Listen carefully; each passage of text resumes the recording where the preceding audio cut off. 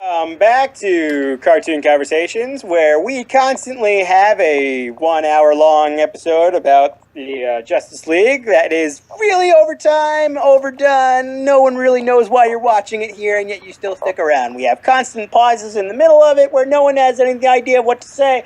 The conversation, I think it's a little better than that. All suck and yada yada yada. The end. I really think it's a little better than that. Welcome to the intro.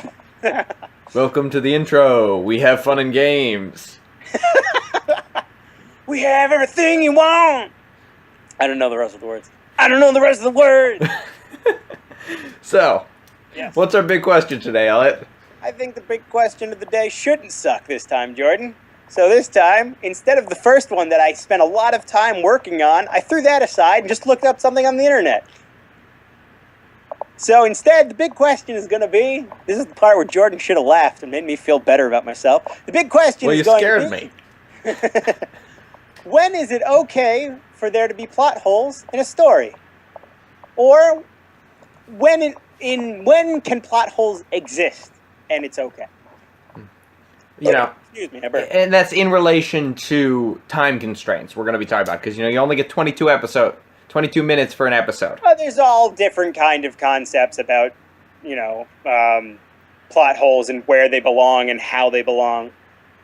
Time constraints is a big one of them because of the fact that what we're dealing with in terms of a story is led mostly by, day-to-day episodes that all, each one of them revolves around a whole new world in I guess, It's general amazing how many new characters they introduced. Oh, yeah, definitely. I mean, one of the reasons why we do not see nearly as much kind of character development is because in this series, you really have, the point of this entire series, I'd say, if I could sum it up in one word, would be variety. Yeah, we were talking about earlier, this show must have sold so many comic books. Oh, definitely. Oh my god, because so many people must have been like, hey, Who's this Animal guy? Man. Who's that guy? He seems kind of cool. What are these people? Guana Beast. I liked him. Yeah, Guano. Zatanna. She seems awesome. Yeah. Crazy. Animal Man wasn't actually in this show. Who? I realized after I said it, Animal Man, not actually in the show. Oh, yeah. No, I think he was in the show. He was just in the background. So I didn't mean he didn't get a speaking role. Oh, yeah, no, he didn't. He chucked a dude. That was pretty cool. That was cool. Yeah. He was like, bam. He's dead. Yep. That's how it happened. Just have to accept it and move on. So, Jordan, Okay. carrying on with the episode. So, we open in a Buddhist temple. A Tibetan Buddhist temple, I should say.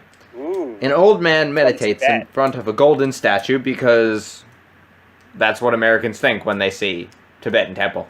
So, And golden statues. dead man, Yes. or I should say a mysterious ghost, Ugh, appears he's so and- mysterious. and asks why he's still a ghost. After all, he has avenged his own death.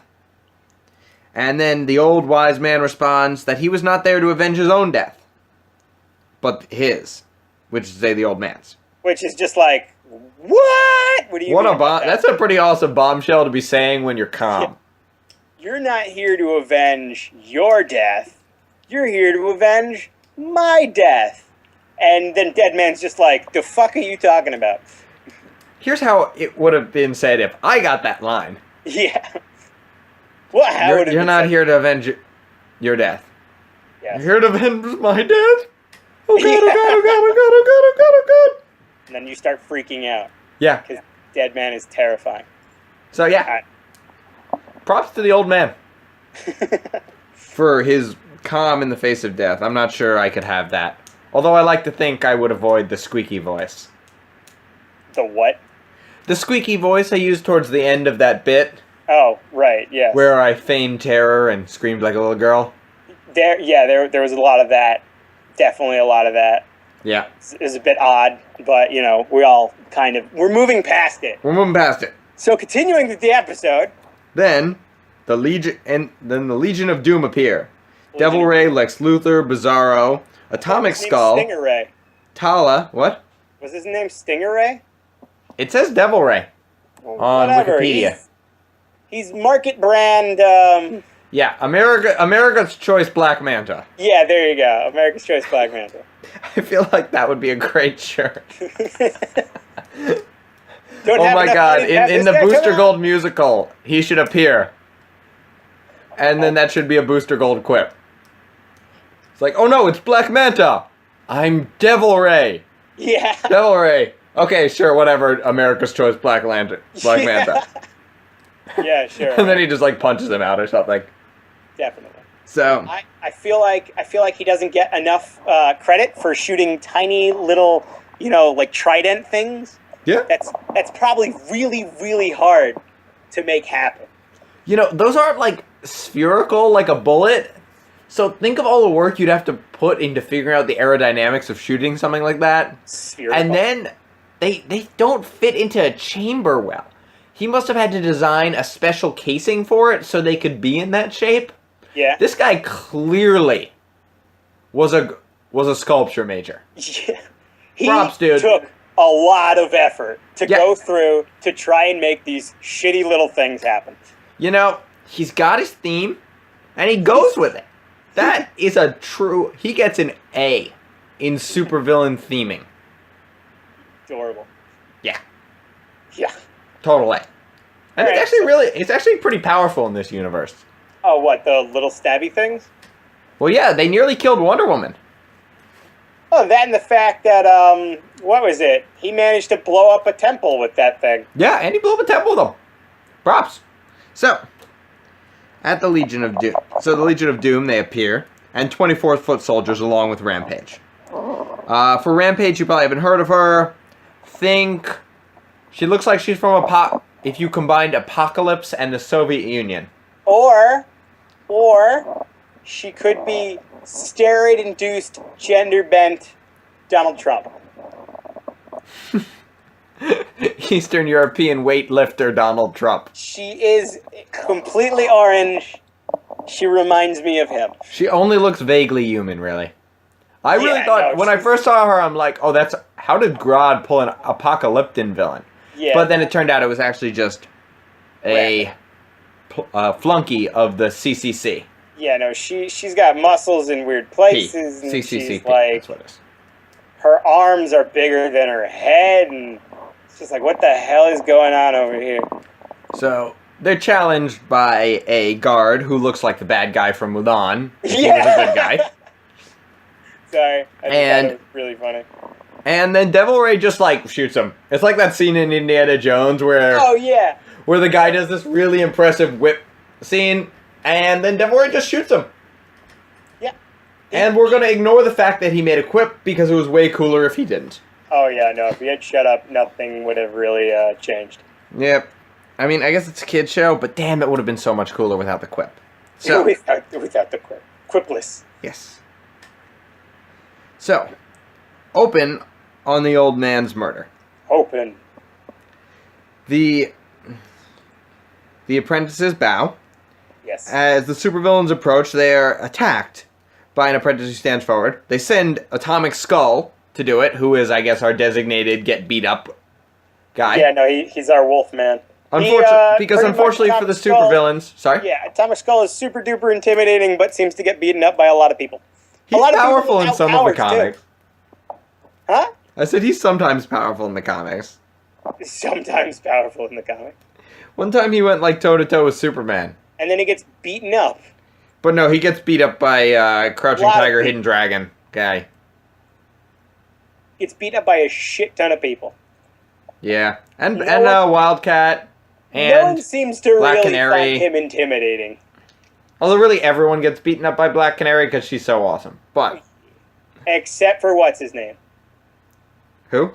Um. Oh yeah, that guy, the really fat guy. Yeah. Fucking what's his name? Whatever. What? Huntress's father's killer. Yeah. There So you go.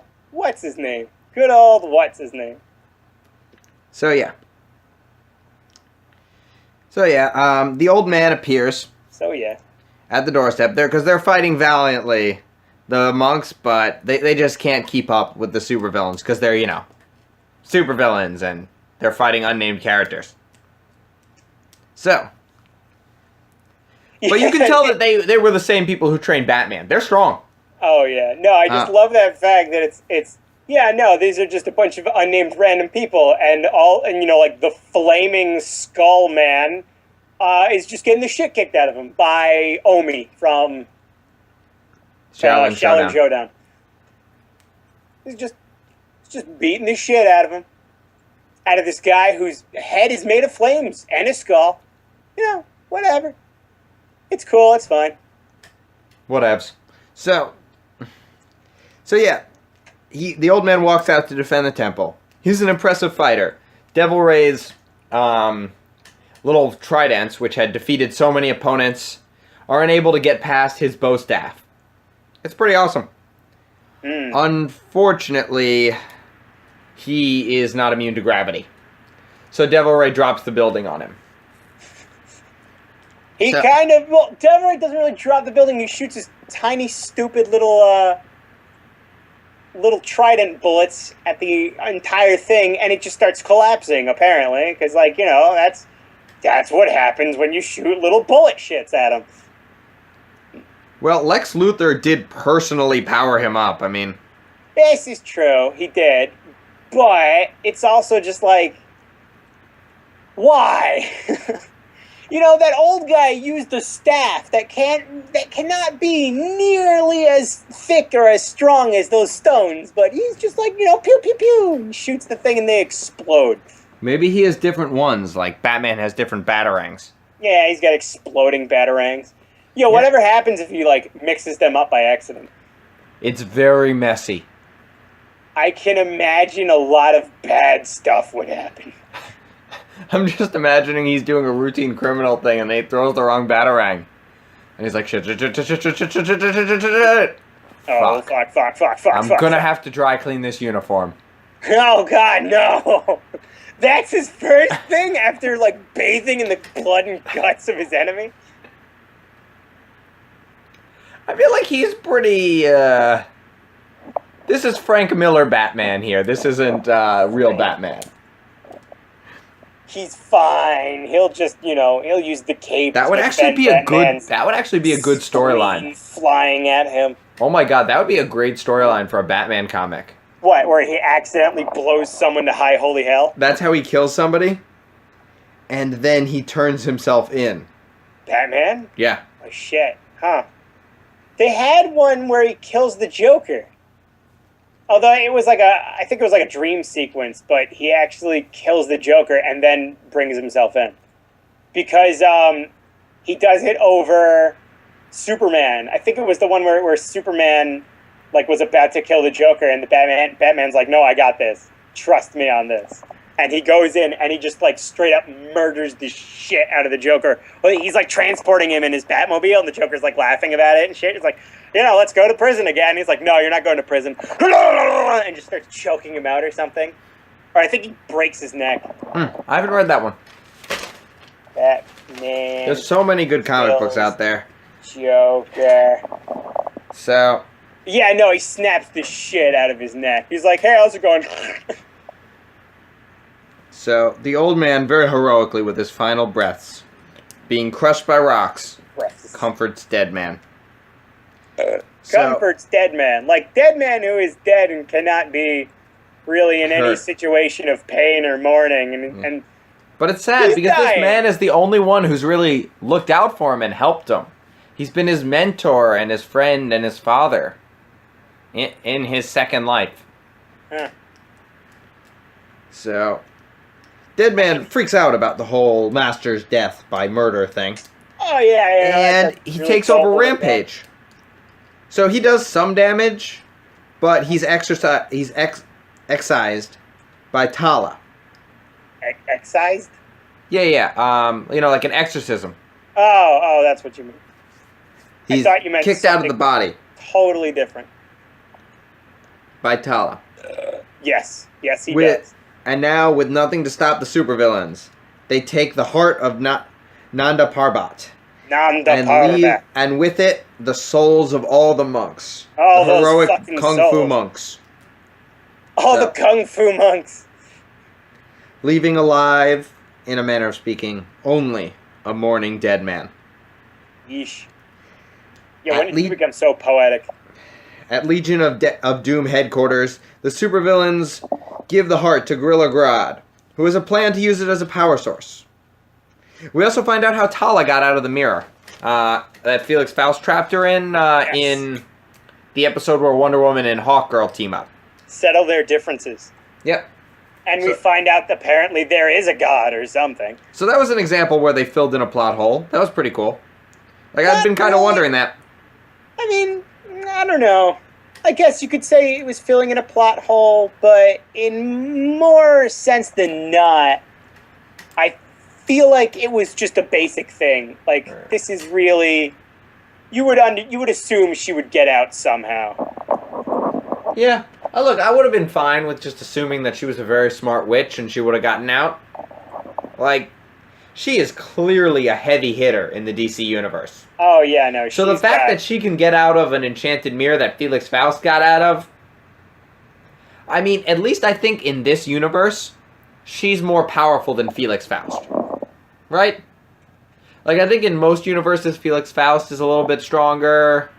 But I think in this one, if I had to pick one person to be in a fight with, I'd go with her. I'd want her on my side. Oh, you'd want her on... I thought you said to be in a fight, like, with, like, against... Oh, no, to be in a fight, like, me and her against X. Yeah. I'm like, holy shit, Jordan, that would suck. It would... So you're kind of screwed either way. Like, let's be honest here. But at least with her, I feel like I've got some chance of winning. Where Felix Faust would probably just go read a book and then I'd die. Read a book. So, yeah. So Deadman is contacted by his divine job coach, Ramakrishna. Think Botan from Yu Yu Hakusho. She's the goddess of that temple, and the reason Deadman is a ghost. Oh, I was like, she's voiced by Botan from Yu Yu Hakusho? No, that would be cool, but no, most definitely not. Yeah, no, Ramakrishna is nuts. She's voiced cool. by one of the other actors, I think. One of the actors who... I think maybe the actor who plays Wonder Woman? The actress, I should say. Susan Eisenberg, that is. Maybe. I don't know. I'm not sure. But all I do know is that they really missed out on a huge chance to show off a cool-as-fuck character. Okay, I mean, there was just so little time in this episode as there was. All they did was show her face. Why couldn't they have just, shown her instead of the giant floating face? I mean, that, in a sense, right there was a lot of probably budget checking, It's a lot of, we don't have the budget for it. I mean, they could have shown her as, like, a giant thing. They could have shown her she's like this big blue collie kind of thing. She looks like, if anybody knows Hindu mythology, she kind of looks like Vishnu, except a little bit more. Well, Rama is a word for God. She's like a spiritual god in Hindu. She's cray, super cray, so fantastically so.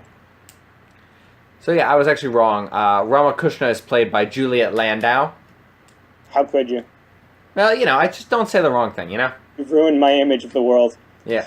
Susan Eisenberg plays Wonder Woman. It would have been super cool if they had the time to do it. I can't imagine that they had the time and the money to show off this massive blue spirit chick. But I think it would have been really amazing if they did.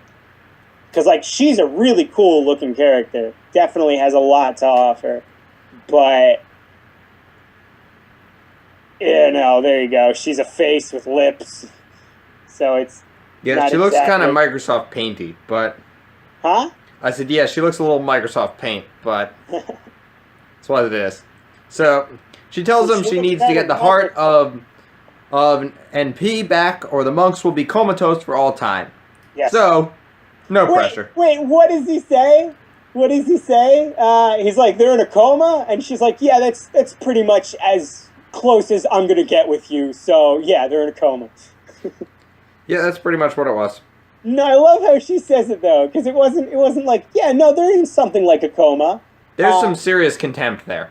Yeah, no, it's like, there's not something like coma. He says, yeah, no, you're stupid, so you're not going to understand what state they're in right now. Well, I feel like when you're a god, pretty much everyone is stupid. Like, that's the thing. Like, she is Yeah, it's several true. orders of intelligence smarter than every other character. Like, put it this way: if Brainiac is a 13th level intelligence, she's like a 230th level. That's true. Because God. God. I mean, like, I don't think it's because she's that level intelligence. I think it's because she's just fucking, like, this is another plane of existence that these people can't really comprehend. Yeah. I mean, Deadman is from Brooklyn. He's from Boston. Boston. He's from Boston. And he talks like this the entire time. That's a Brooklyn accent. That's a Brooklyn accent. What's a Boston accent? I parked the car in Boston Yard. Isn't that what I did? No, you did a Damn it. Brooklyn. I've ruined everything. Okay, so she tells him we need to get the heart, or the monks will be comatose for all time. So no pressure. No pressure. Don't fuck up now. At the Watchtower, Don't fuck up. the Trinity has just finished work, and Wonder Woman and Superman want to hang out. Superman suggests this burger place with milkshakes That are so thick you have to. Blank. Then he's possessed by Dead Man. I love that. So thick, you have to help me. You have to help me. I love how that happens. Deadman just comes in, possesses Superman in the middle of his dialogue, and what is even better is the fact that it's the same voice actor. Trying to do a Boston accent. It's Yeah, fantastic. no, it's the same voice actor for Superman, but now he's just doing a Boston accent, which is so great because it's like, this guy is doing Superman, who's doing Boston Brand. So it's like you're doing two dudes at the same time, which is really sexual. It's like you're pretending to be two dudes at the same time. Yeah. Super funny. I fucking loved it. Yeah. Like, it was just, oh my god. So we also got some great stuff in that previous scene where Wonder Woman and Superman want to hang out, but Batman has to get to Gotham. I got some real awkwardness between Batman and Superman. Sorry, Batman and Wonder Woman. There's something going on there. What do you mean? Well, Wonder Woman, says it to Batman. Oh, yeah. Yeah, Wonder Woman turns... And then Batman, kind of brushes her off, but... Yeah. That's so sad. And she's sad. No, she looks it, too. She's like... She clearly is heartbroken, and that's just such a sad thing. She's like, "Aw, I really just kind of wanted to, hang out with Batman. But instead, Batman has to want to hang out with being a jerk. Yeah. So... Hang out with himself." So after Deadman possesses Superman, we get his backstory. Also, the fact that Batman helped him avenge his own death, which is a cool bit of story and explanation. Of right story. there, yeah. It's actually a reference to a comic book based on this continuity called... I have the name written down. 1 second. Go for it, Jordan. I'll entertain everyone here with my wonderful stories. How long is it going to take? Because they're not wonderful. We'll figure it out later. They fucking suck, Jordan. Oh, here it is. Batman Gotham Adventures. Oh, thank God. Yeah, so... We also get that his name is Deadman. I kind of broke the mysterious ghost thing I was trying to do. Okay. Mysterious So- ghost. Whoa. So they go to look at photos of the supervillains, and they identify all of them except the Magician. Right. So Wonder Woman really wants that Magician to be Cersei. Oh, yeah. She's just waiting to punch Cersei in the face. I loved that. So Yeah, no, she's absolutely enthralled with beating the shit out of Cersei. since Cersei turned her into a pig, Yeah, not I exactly think fair game. the happiest with her at the moment. Yeah. So what is it? Deadman shows them the team, and they deduce from that Lex Luthor's on it because, he's such a big name. The other ones you could see how they might be followers. But Lex Luthor is just such a big name that they can deduce from that.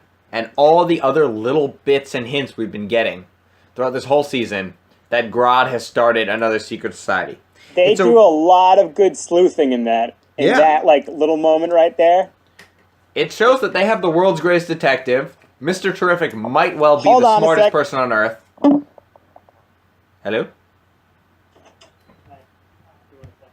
So, Mr. Terrific might well be the smartest person in the DC universe. And Superman and Wonder Woman know their shit. They know what they're doing. This is an all-star team in every sport. From the intellectual sports to just beating people up. This is a star-studded cast, folks. We got a lineup of all the best. You got Superman, Batman, Wonder Woman. You even got Deadman possessing the guy's body. And he's going around talking about fucking milkshakes. That's all he wants to do. Think the 1998 Yankees if you added Babe Ruth and Lou Gehrig. Wow, that's pretty baller. Yeah. Wait, the 19 which ones? 1998, you said? 1998 Yankees. Oh, okay. Just making sure. And the 1928 Yankees are the two best teams in baseball history. Most Just people making sure I knew even less about what we're talking about. Okay. So. Yes. Oh, Dolly. Yeah. So I just love it when the heroes are smart. And they do such a good job that none of their leaps didn't make sense. A lot of times when they figure out the bad guy's plan, it doesn't make sense unless there's some dramatic irony. And you know everything already, so you can follow their leaps. But if this was the first episode you'd watched, you could follow their understanding of it. Oh, yeah, definitely. That's really impressive storytelling. They had to think that out from episode 1 and plan all the steps. So well done. They do a lot in regards to explaining each of the characters that appear, too. Just showing up, each one, they say, this is Lex Luthor, he's a big character, Oh, hey, Grodd does these things that involve fucking gorillas. And they show up these characters, and, within moments, you know exactly what they are and what they're trying to do and who the goddamn wants what. Which is Grodd apparently wants something weird going on in Gorilla City, and there is a Gorilla City, which is just, That's kind of cool. So. That's kind of cool. So Deadman, through his mystical powers, has managed to narrow the location of the heart of Nanda Parbat down to Africa. Which, as he explains to us, is a big place. Yes. Yes. I just like the fact that was, once again, it was just A plus B equals C. Or no, A equals B. And then, exactly, here's another good A plus B equals C moment. Because he takes that bit of knowledge, and then Batman and Wonder Woman turn that into knowing where the problem is, which is Gorilla City. Logic the fuck out of it. Yeah. This is great. It shows how they're on top of their shit. They read the progress reports. They do their paperwork, and it pays off. I like that. They read the progress reports.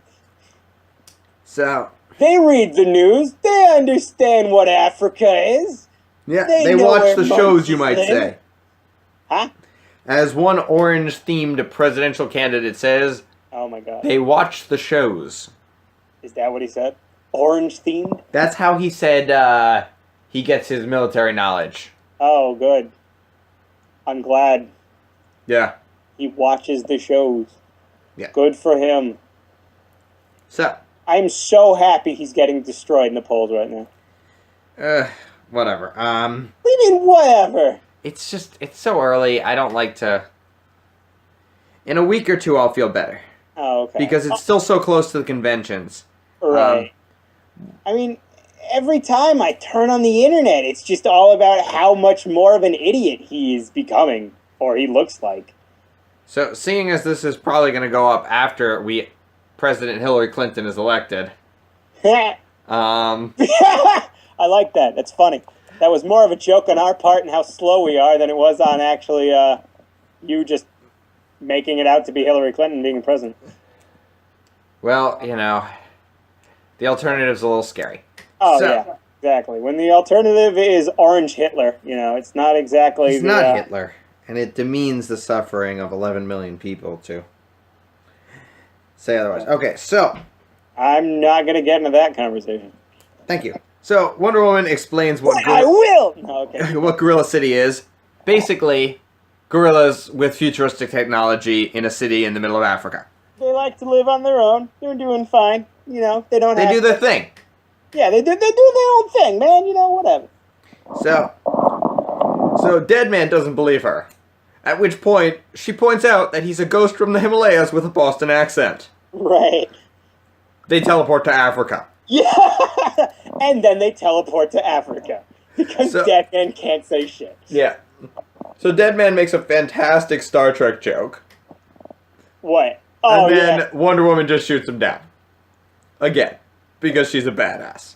Because she's a baller. He's like, in that other show they never miss. And she's like, we didn't either. The city's right here. Yes, exactly.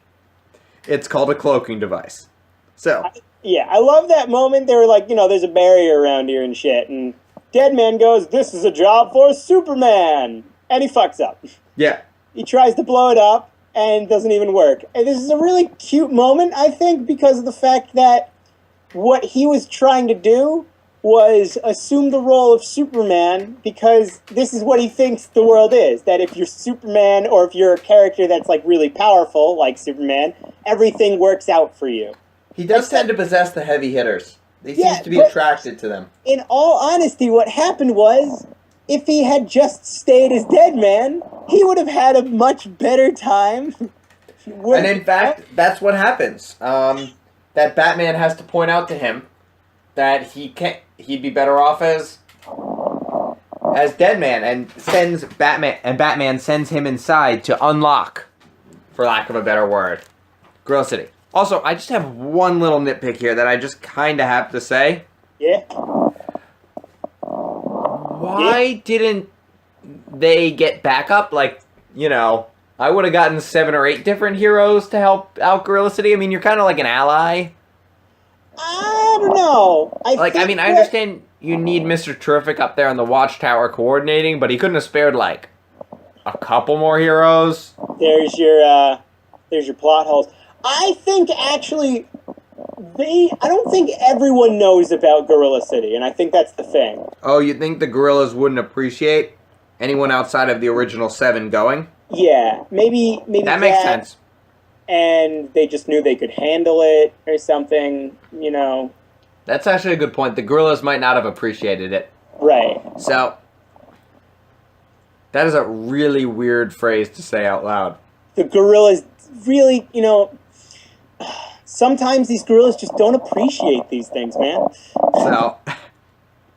So yeah, he possesses Atomic Skull because Atomic Skull is just our... really easy to fuck over. Yeah, dude. That poor guy. He probably gets made fun of by all the other supervillains. Yeah, no, I feel like right after they left... Even the Green Arrow knockoff is making fun of him.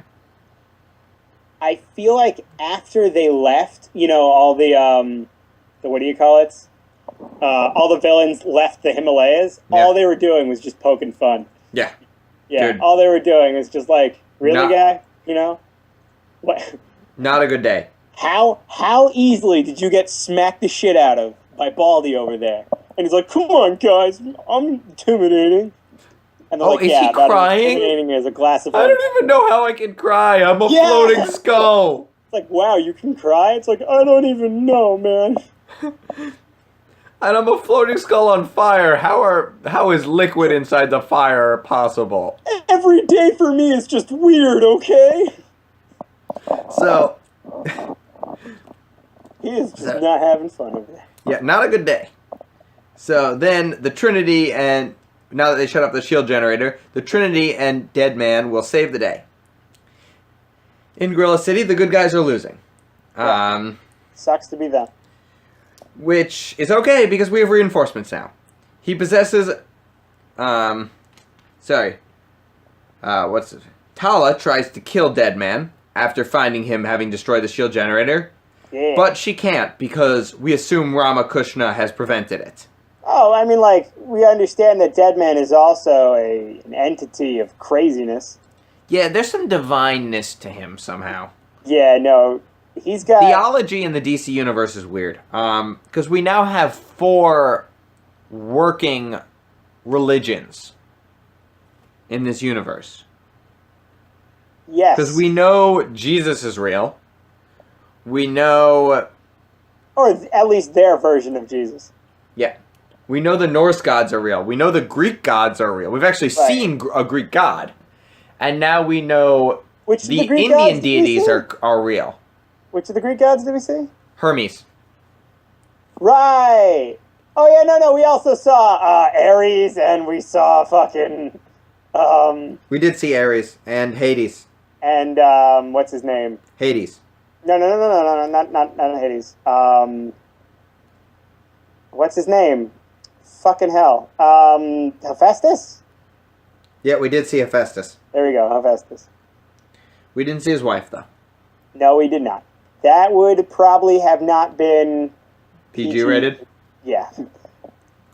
His wife is Aphrodite. She is the god of love and fucking. And fertility. And fertility.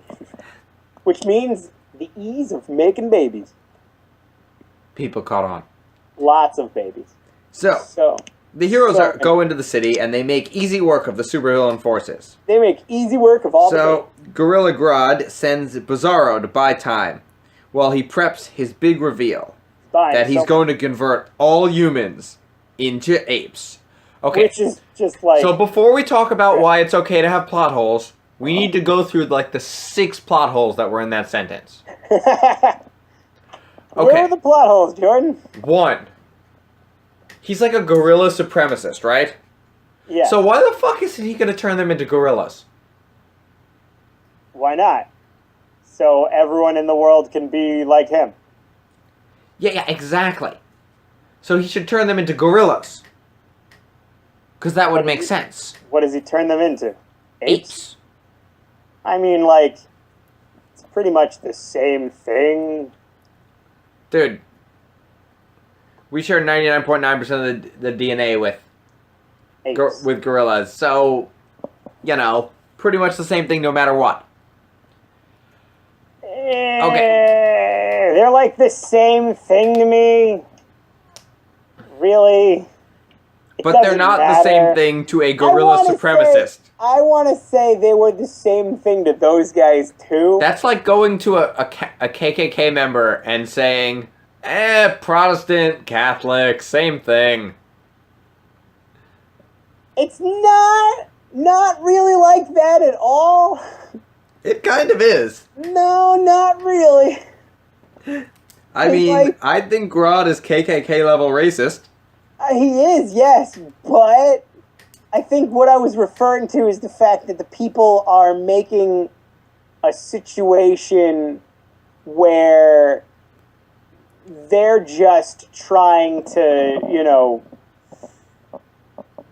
they're just trying to make a believable thing, and one of them shouted apes, while the other one said, like, no, it's actually gorillas, and the other one was like, I really don't care.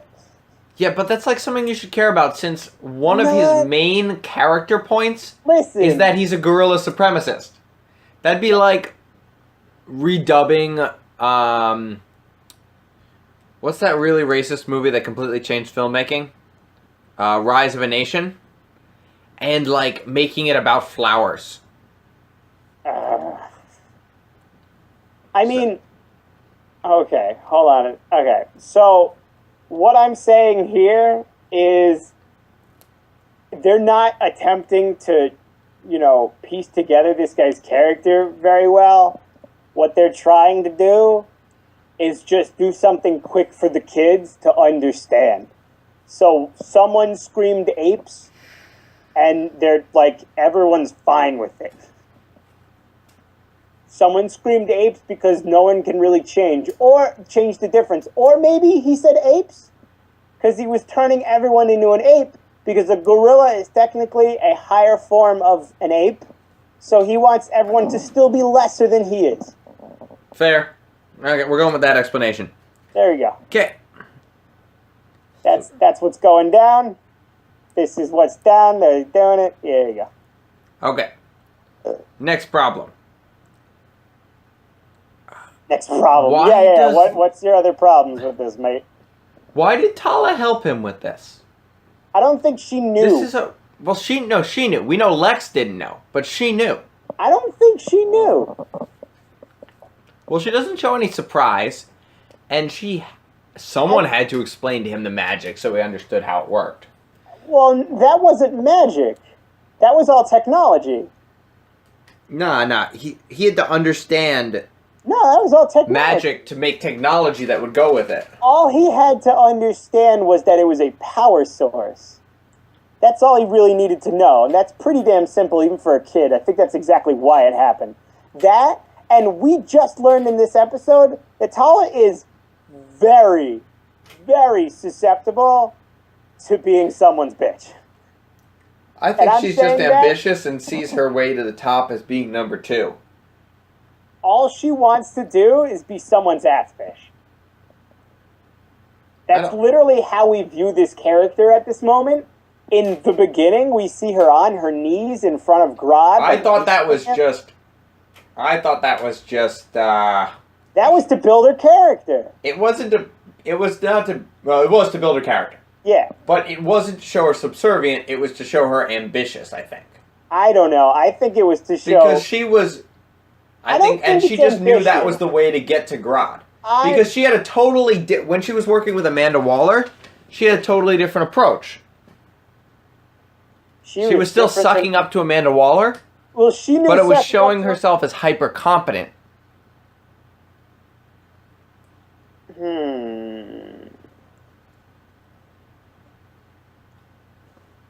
I don't know. Maybe it's because she doesn't like Amanda Waller.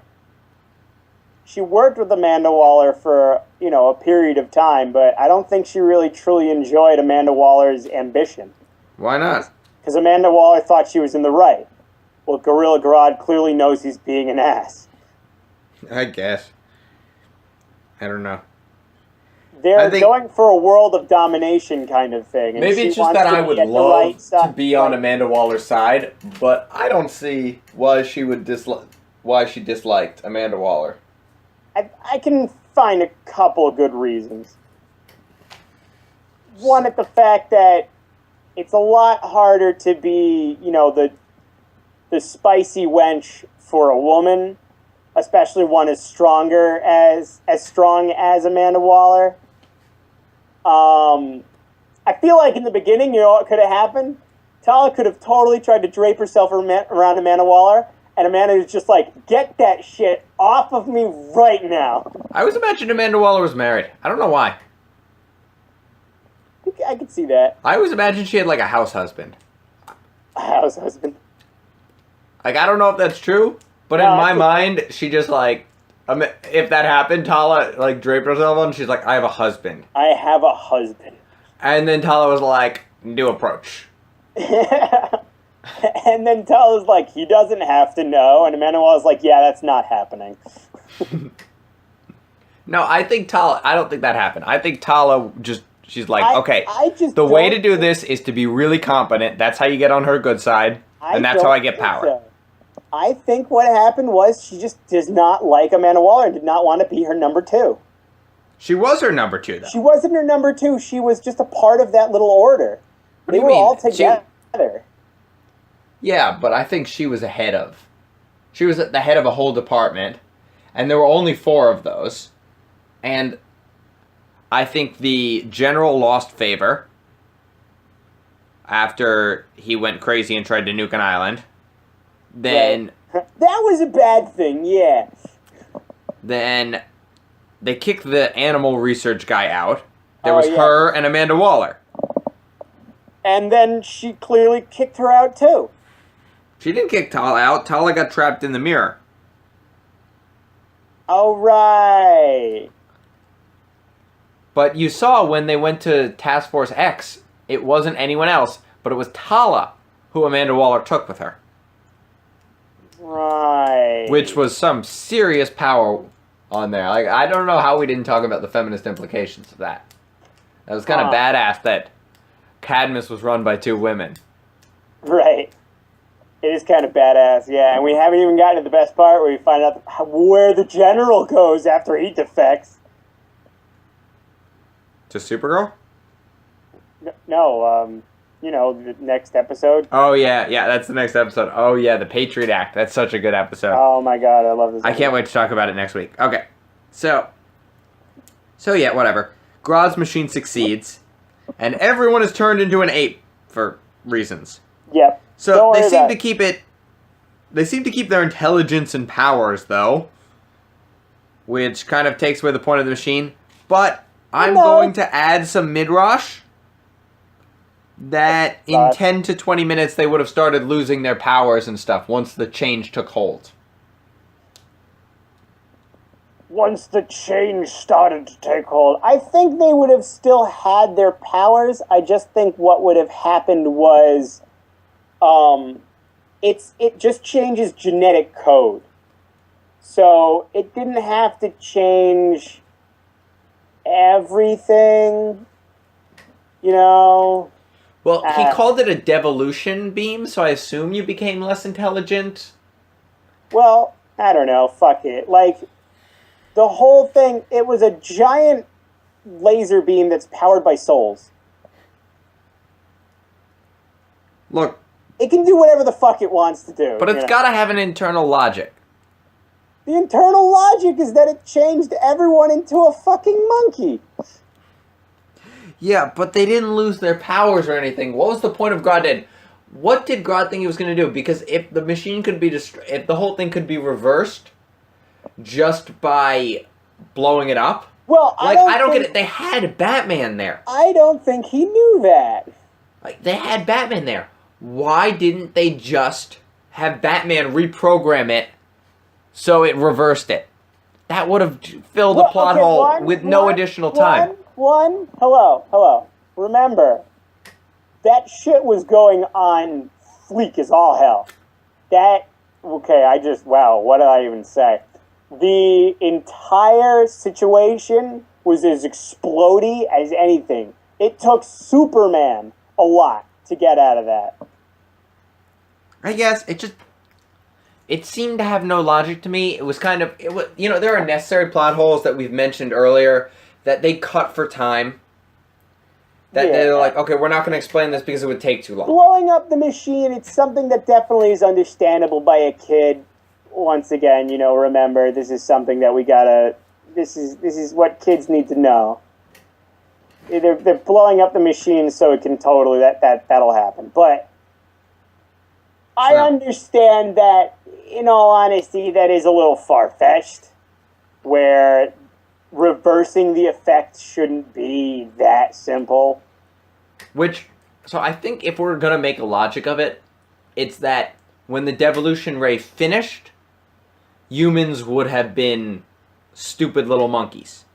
I don't know. I feel like since it hadn't finished yet, they still had their powers and intelligence. And that's why they reverted when they blew it up, because your body reverted back to what it should be. Grodd just wanted to have a world of, gorilla people like him. He wanted to rule over somewhat intelligent folk because he wanted to prove that he's better than everyone normally. I believe that it was his own ego that made the machine like this. Even when he was finishing what he was doing, he was still talking down to Lex Luthor. Remember that. You should never talk down to Lex Luthor. That's a terrible idea. But he did. He didn't give a shit. Yeah. So, I also like how Lex Luthor is a hairless ape, which is just a nice touch. Yeah, he's got no hair. So Superman destroys the machine and everything goes back to normal. He passes out. Wonder Woman picks him up and makes a Flash joke. Monkeying around, by the way. Very funny. What? I said monkeying around. Oh, yes. It's funny. Ha, ha, ha. So, ha, ha, ha. Good one, Jordan. That was funny. So, as they talk and kind of wind it down, Devil Ray sneaks up on them and aims his trident bullets at Wonder Woman. Deadman jumps into Bee's body, Batman's I should say, and shoots him. leaving Batman holding the gun and traumatized. Yeah. So what Super- happens is Batman fucking like leaps to the side, grabs the gun as Deadman, Yeah. and shoots Stingray. What was his name? Delray, Delray. right? Into a coil of, because these can't be real bullets, obviously, but he shoots him into a coil of like electrical circuits, which fries the crap out of him, and he dies. Yeah. Like this is an actual death. There's an actual death, and a death by Batman Yeah, with a gun. with a gun. It's crazy. Shit went down. How? Yeah. And so And this is one of my favorite moments where you see so much, like, I don't want to say angst, but Batman is clearly fucked up over this. yeah. He saw the gun in his hands and he just said no, threw it off to the side and walked away. Superman came up to him. He knew. He's like, it wasn't your fault. You were being controlled. And Batman just still immediately, he felt so bad about it. This was going against everything that he had known. I love that. I mean, it's terrifying, yes, but it's just like seeing the raw emotion behind his face. It was like actually really prominent. Yeah, There was a lot of powerful stuff going on in his mind. the animators deserve a medal for this because they do it in almost no words. Oh, Superman says some things haltingly, and the fact that he can't get his words out says way more. And Yeah. his facial expression as he says those half phrases say way more than if they had tried to put it into words. Right. Because there's some pains We that see can't a be lot. talked away. Yeah. There's we some see a- pains that can't be explained away. Yes. My turn. We see a lot of actual character development, like going back to saying how there was none. We definitely see a lot in the big three. You know, they're the most prominent characters in the series. I don't think we get so much Superman in this series. What? I said I don't think the No, Superman no. in the series has been that great. Well, I feel like he's been really good. You just can't remember. Maybe not in this season, but in the last one, he definitely had a lot going for him. I mean, he's had okay moments. Like the world's worst joke ever. What? We can't be We can't We be can't cowboys all anymore. be cowboys Or cowgirls. or cowgirls. Pity laugh. Pity laugh. Dude, that was such a pity laugh. That was like, oh, Superman's so cute, but that is just not. Yes! Oh, look at him with his little cape and his tights. He's so cute. But in this episode, we see, you know, Wonder Woman showing grief and sorrow over the fact that she's kind of rejected by Batman. Yep. We see Superman talking about, you know, him being a part of him in his days back when he was with, what do you call it? You know, back in Kansas. Yeah. Oh my god, he is so delightfully Kansas. Yeah. Like, you just kind of want Lois to come up and, like, hit him on the shoulder and say, oh, Smallville. Yo, Smallville. He does a lot of good shit. Yeah. It's just like, and then the thing we see with Batman. So you have a moment for each of the three in this episode, and you also show Lex Luthor at one of his finest. You show Grodd at a pretty interesting point. Tala. Lex Luthor's finest is coming still. Oh yeah, no, at his finest in terms of like he's just He's going so off. snarky and delightful. Oh, he's beautiful. And You then can tell he's clearly evil, but you also kind of like him. Yeah, he's funny, and I love him and his little bald. And he's way more sane than he Oh was yeah, at the no, beginning he's of the very season. sane. He's the most sane probably one there. Because I mean, it's not exactly a very strong comparison. You don't have many hard hitters he has to fight against because you got like what? You've got Skull on Fire. Chick's name is Rampage. Bizarro. He's not exactly fighting against Olympians here. This isn't mental Olympians, yeah. But I mean, just Tal is not even wearing shoes, for Christ's sake. so continuing on. So Ramakrishna tells Deadman He fucked that he up. has saved the monks, but since he killed Devil Ray, The scales are unbalanced, and he has to stay in this life. Yep. We go back to Nanda Parbat, and everyone is alive, even the Master, who And tells he us says- that nobody dies in Nanda Parbat, Nobody which is does. just stupid. Oh, shut up. Oh my god. Totally. Okay, wait, after the Superman blew up the thing, we saw the little green soul dots go out. So we didn't need another scene in Nanda Parbat. We already knew they were all okay. Well, okay. And we here's- especially didn't need the whole consequence at the beginning of the really moving death scene, undermined by It wasn't okay. no one dies. So why do we care if nobody dies? Okay, hold on a second. I'm gonna take you back a couple years into the mind of a child, which is what these episodes are made for. They're referring back to Nanda Parbat because of the fact that I feel as if they had said it a few times, kids wouldn't immediately remember what that is. They introduced an entire new area and they can't exactly follow that. Two, you don't want to show people dying so much. Well, And all the having- monks would have been and having- alive. and having Only only the Master. And having all of them come back to life, showing them all being returned to where they were, is a nice touch to show that everything is still okay. This is what they're talking about. Everything is good and fine, and plus, the old man was badass. You cannot deny the old man was badass. he was badass. That's what made his death so moving. Even No, though we it only was knew him for not. about a minute of story time, The it was whole still part- moving when he died. His death wasn't what was supposed to be the takeaway from that. It was. But supposed also, there was to be that line in fact- the beginning. Your It was point supposed is not to to be- avenge it was your own supposed- death, but mine. And then did he doesn't avenge die. His death. He avenged his death, and he brought them back to life. There was It no supposed death to to be avenge. the fact that he knew. It was supposed to be the fact that he knew all of this was going to happen, that they were all so devout in their understanding of the world and how it worked in spiritualism that he knew everything would be okay. That's why everyone was totally fine. That's why it went back to him, and he was smiling. He was like, no one's gonna die in Nanda Parbat. What are you talking about? Also, I totally forgot. In the scene where they go inside the shrine, there's a bunch of spinning wheels. Those are actual spinning prayer wheels. And I think they're the coolest fucking thing ever. They're in Tibet, and you like spin them, and it's great. I love them.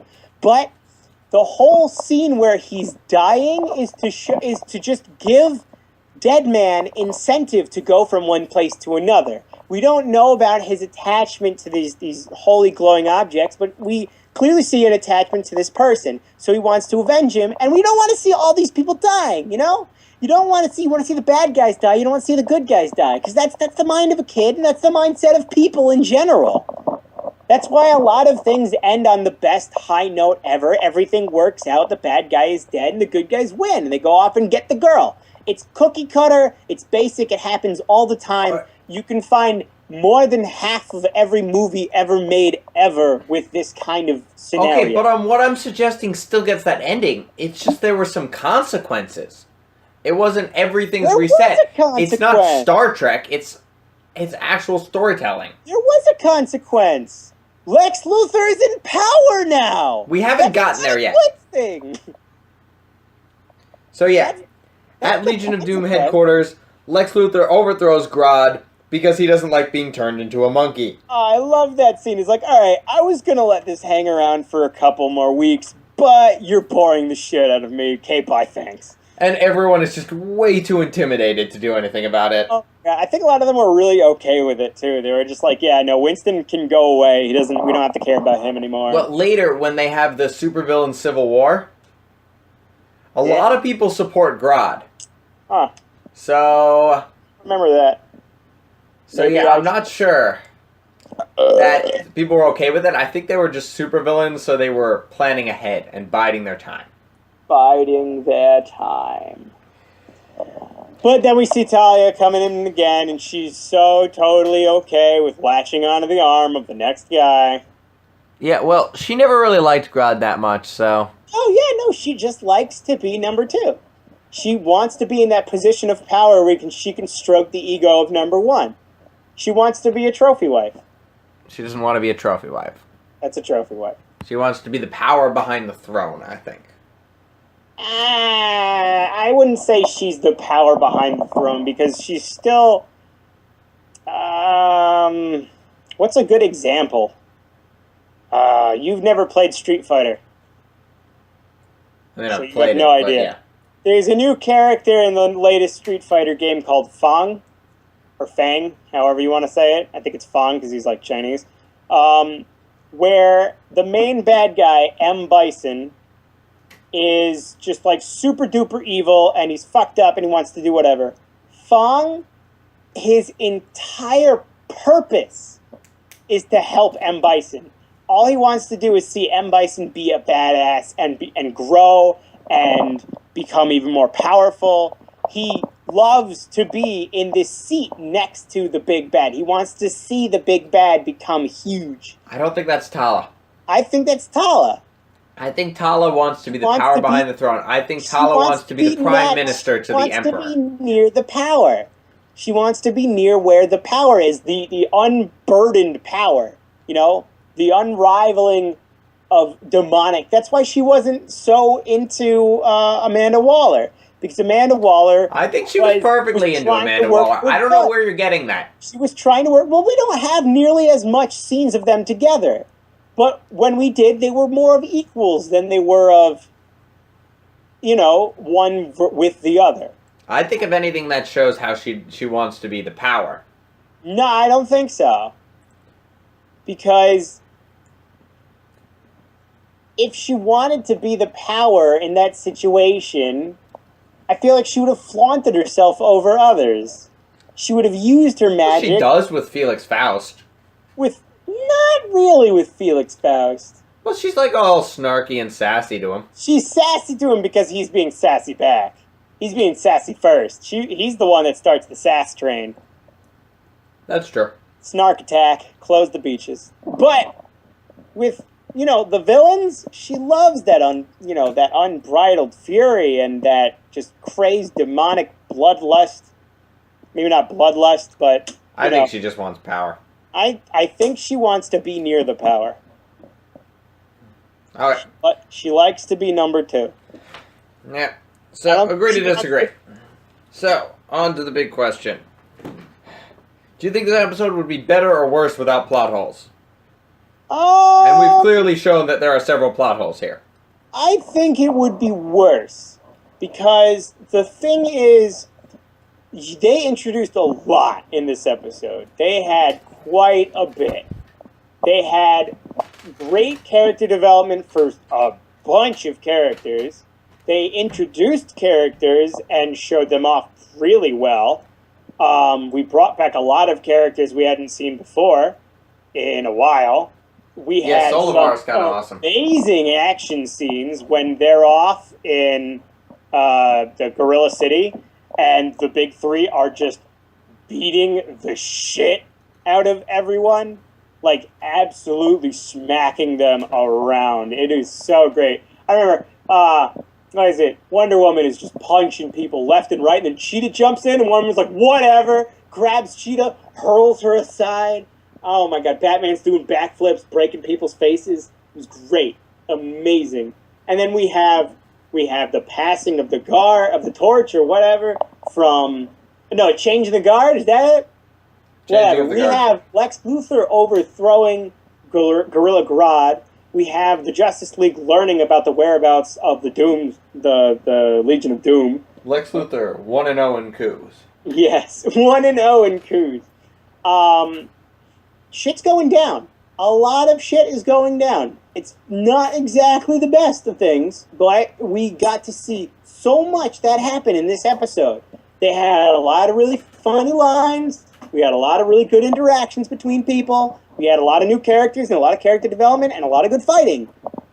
I think if they spent more time trying to develop, coverage for the holes in the plot, I think they would have missed out on a lot. Yeah, I agree with you. I think the plot holes would have... Filling them in would have taken time they just didn't have. Yeah, the plot holes I feel like are small enough that you can just kind of jump over them, and they won't bring down anything. So in this kind of situation where everyone's just trying to have a lot of fun, like as much fun as possible, the story wasn't exactly the most, like, we didn't even know what the plan was until he did it, and then 5 seconds later it was stopped. Yeah. He had no idea what was going on. All we had was a setup. All we had were scenes, characters, beating the crap out of each other, and then growing for it. We barely had a story. So, in that kind of sense, the fact that it was a fine Swiss cheese didn't really matter. Because there was more substance to the episode itself than there was to the story. And that's where I feel like you can have plot holes. When things are just meant to be fun, when things are just meant to be told in the sense like, this is what happened, I want to get these funny lines out, I want to show how cool these characters are. So you might say this episode was a John Kerry Philly cheesesteak. A John Kerry Philly cheesesteak? Please explain that to me and the rest of the viewers that no idea what that means. When John Kerry was running for president, yes, he ordered a Philly cheesesteak. Whoa. But asked for Swiss on it. Oh, okay. And everyone made fun of him for it. What? Well, because you're not supposed to have, like, a fancy cheese on your Philly cheesesteak. It's like, you know. Swiss is fancy? Yeah. I guess so. I just hate it. Swiss cheese is so bad, in my opinion. I like Swiss cheese. Yeah. But yeah, either way. So people made fun of him for it. So John Kerry, it was, you know, you have the Swiss cheese with all the plot holes in it. But then you have the more important parts, the meat and the bread. Which are the character developments and the larger plot. Yeah, what's holding up this episode? So the John Kerry Philly cheesesteak is a metaphor for this episode. Sure it is. A delicious metaphor. Did I ever explain to you internet logic with Swiss cheese? It's one of my favorite things ever. So you know how Swiss cheese has holes in it? Yes. So technically, the more Swiss cheese you have, the more holes you have. Right? Yeah. So the more holes you have, the less Swiss cheese you would have.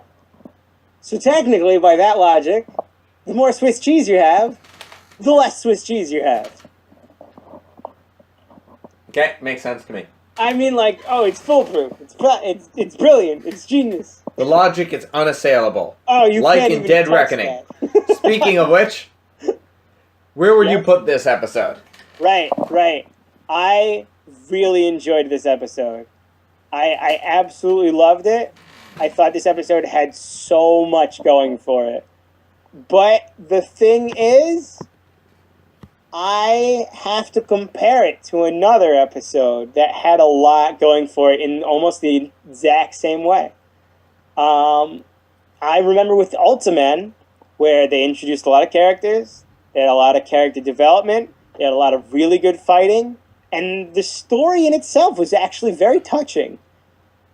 It was not so much for this one, but with Ultraman, I feel like it was just one step above. It was in different ways, but it had a bit more. So I feel like as number 4, underneath Ultraman. Okay. I didn't love this episode so much. Yeah. I thought, I mean, the plot holes weren't terrible. It would have been worse without it. I thought they bit off more than they can chew. And I was never too interested in it. I thought Grodd's plan was kind of eh. Oh. I don't know. I loved the character development. I loved how it played out in the bigger plot. And so it's still a good episode. Right. But I think the episode I would compare it to is Hawk and Dove. An episode that brought us to the universe. You know, it introduced a cool character. Right. And we got some great character development for Wonder Woman in that episode. Right. But somehow I just wasn't so engaged. Like so I'm going to put it just below Hawk and Dove. Oh, yeah? Yeah. I feel like the difference in that, in the sense that in Hawk and Dove, they were the main characters per se, the main new characters, but Deadman was definitely more of a main character. Like, a lot of the story was told through him, while a lot of the scenes were told from Hawk and Dove's perspective.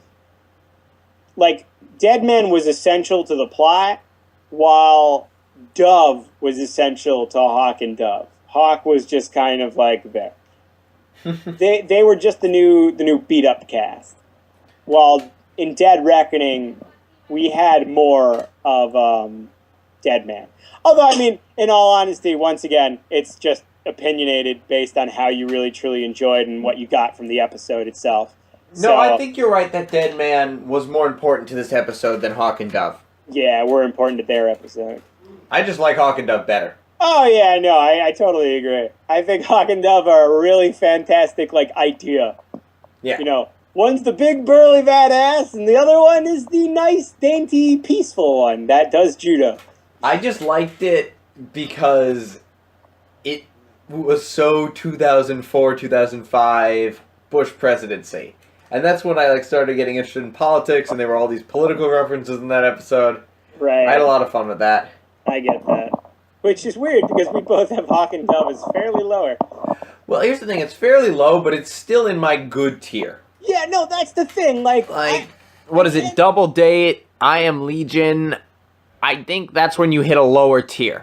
It's the last, but it's the last and still the good tier. Yeah. And then I Am Legion Double Date, I would say is my okay tier.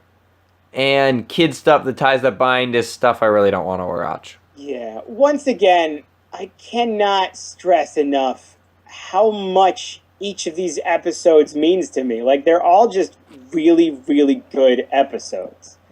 We're 32 out of 39, 7 to go. Yeah, I mean they're all good episodes. So saying one's at the bottom of the list kind of is doing it a disservice, because it's like saying what's your top 10 favorite things. Number 10 isn't any worse off because it's number 10. It's still one of your favorite things. It's just that you have 9 more favorite things.